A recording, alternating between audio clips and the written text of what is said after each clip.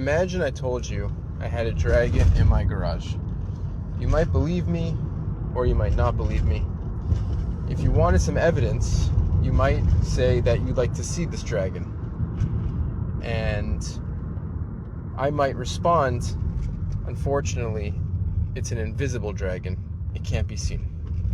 And then you might say, okay, well, if it can't be seen, maybe it can be smelled.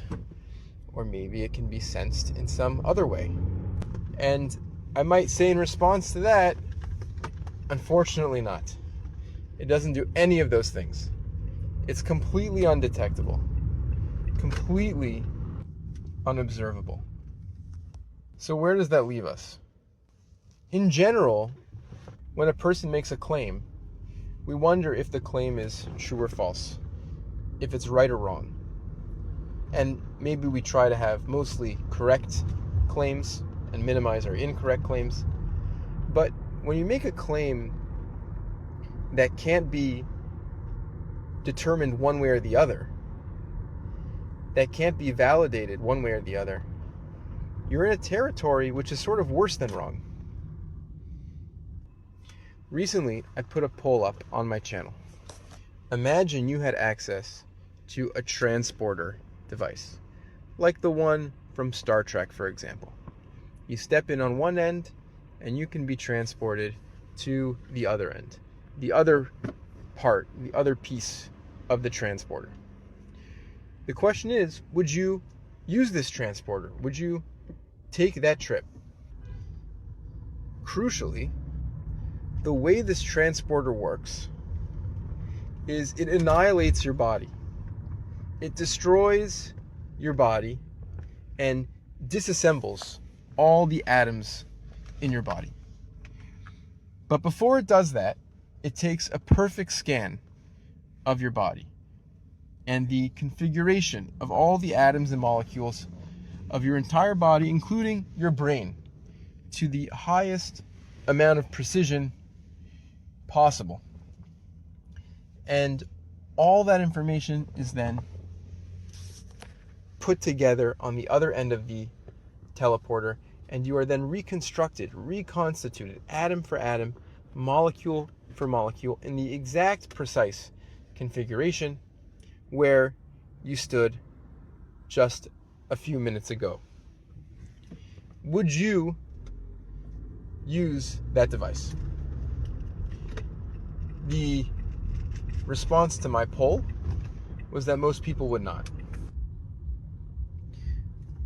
When I've seen this question discussed on internet forums like Reddit, the consensus is this device certainly kills you. The new person at the other end is a clone, effectively an imposter. And so it's madness to use this teleportation device. To use it would be to effectively end your life. I personally have two problems with this sort of mainstream consensus view.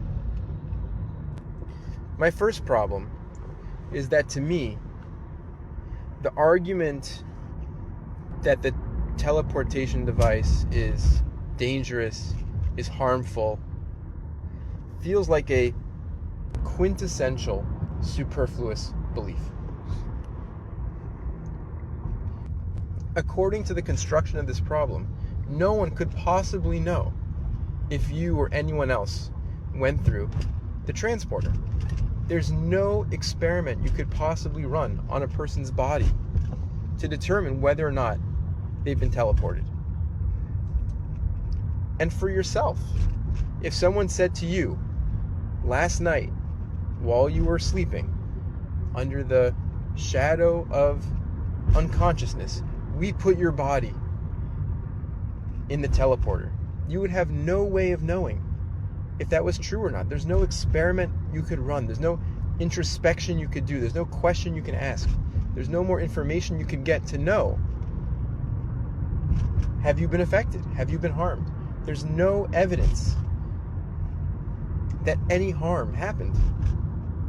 And so the claim that there's some sort of harm, there's some sort of death here, there's some sort of loss, something got extinguished, to me, feels not incorrect, but sort of worse than that. It feels completely superfluous. The second problem I have with the consensus view around the teleportation thought experiment asks the question, what is the precise contours, what is the precise definition of a teleporter that you would find dangerous? What is the kind of a teleportation experience, of a teleportation interaction that effectively kills its subject? We can imagine a teleporter that doesn't move you from point A to point B. It's a prototype version. It moves you from point A to point A. You step in, you're disassembled, and then reconstituted with the same particles and the same materials. Does that kill you too? Does that also count as ending one version of you and cloning a new version of you? You might say yes. Okay. Let's say we just freeze you. We just stop your particles from moving. So in a biological sense, you're certainly not alive because you're frozen. Your brain particles have no electricity flowing through them. And then we reanimate. Are you then the same person or not? And we can play this game. If you say no, we could say we've slowed down the movement to so that everything is just moving very slowly now. At what point in the perfectly continuous continuum of experiments you can run would you say the teleporter becomes dangerous? That the person at the end of the experiment is different from the person going into the experiment? It seems to me that the range of experiments that can be run is so continuous. It feels very unlikely, very implausible, that at some point along that continuum, a harm suddenly happens. Whereas before that point along the continuum, no harm happens. And so it seems very implausible to me to say that the transporter is somehow dangerous or somehow harmful. Another option is to say your identity follows your memories, follows the makeup of your brain, and as long as that travels from host to host, you're still the same person. No harm occurred, no death occurred, and there's nothing to worry about. But we can problematize this quite quickly. Firstly, if the teleporter malfunctions and generates 2 copies of you, it's hard to see how your one unified self can now be simultaneously 2 different selves, when each of those differentiated selves testifies to not being the other self. Secondly, we run into a problem very quickly if you imagine that the teleporter malfunctions and fails to instantly annihilate your body. In this malfunctioning case, you've been teleported to point B, and you exist in point B, but unfortunately, you simultaneously exist in point A. And now,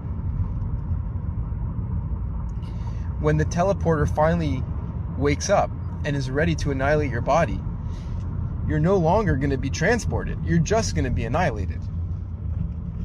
There's nothing else.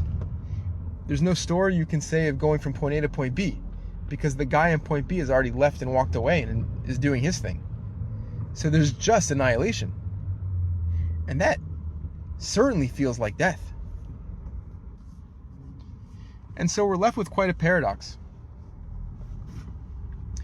This paradox is explored very beautifully using a very similar thought experiment to the one articulated here by the philosopher Derek Parfit in his book Reasons and Persons. As a whole, Reasons and Persons is quite a tedious work of academic philosophy. But the section on identity, this particular section about teleportation and what it means to be a person continuous over time, is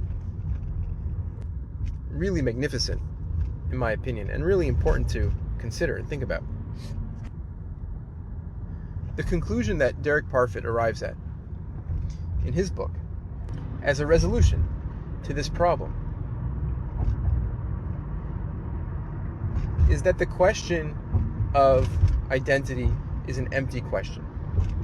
He says there's no deeper fact to the question of identity. The question of a continuous self is like the question of a continuous club. If I have a club and I call ourselves by some name, and then the club disassembles for a week and reassembles, is it the same club? Sure. Let's say it reassembles with new people. Is it the same club? Sure. Let's say none of the original members of the club are in the new club. Is it the same club? It doesn't really matter. It's an empty question. There's no deeper fact to a club. It's a matter of convenience whether or not you call it the same club or not. It's a completely empty question. If the club changes its name and changes the members, is it the same club? Maybe yes, maybe no. It's subjective. It doesn't matter. There's no deeper fact. There's no way to resolve that. There's nothing linking the club at point A and the club at point B. The relationship between myself now and myself when I got into my car and started my drive and pressed record on my phone is analogous, is fundamentally similar to the relationship between me and other people. We call ourselves the same person as a matter of convenience, and we call different people as a matter of convenience. But there's no deeper fact. There's nothing fundamental that makes me at moment A, me at moment B, and person A different from person B. It's just the contents of experience at that instantaneous moment.